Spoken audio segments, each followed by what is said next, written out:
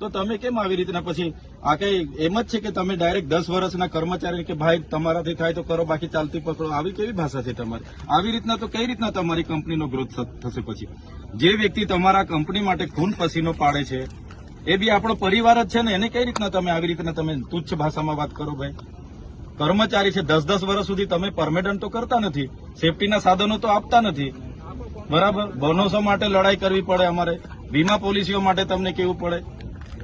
આ શું બતાવે છે? આ કઈ આવું ને બહારના લોકોને તો 2-2 વર્ષ 3-3 વર્ષમાં પરમેનન્ટ કરીને બધી સેવાઓ તમે આપો છો, તો અમારા લોકોને પણ આપો ને.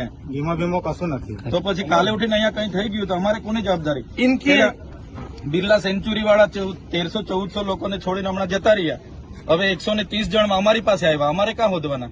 એટલે તમે છે ને બધું ટર્મ્સ કન્ડિશન અમારા વર્કરો સાથે કમ્પ્લીટ રહો, આવી રીતના બિહેવિયર નહીં કરો.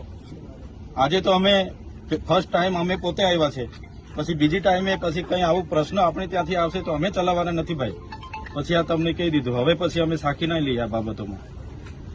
देखो हम लोग भी वेल एजुकेटेड है, we have also work in corporate companies, बराबर है। तो ये दोनों साइड से ऐसा होना चाहिए कि लोकल लोगों को रोजगार मिलना चाहिए, ये उनका हक है, और ये जो भी इश्यू है तो समाधान करके कर सकते हैं, पर ऐसा नहीं है कि आप अपने फेवर में ही सारे रूल्स वो फॉलो करो और ये जो काम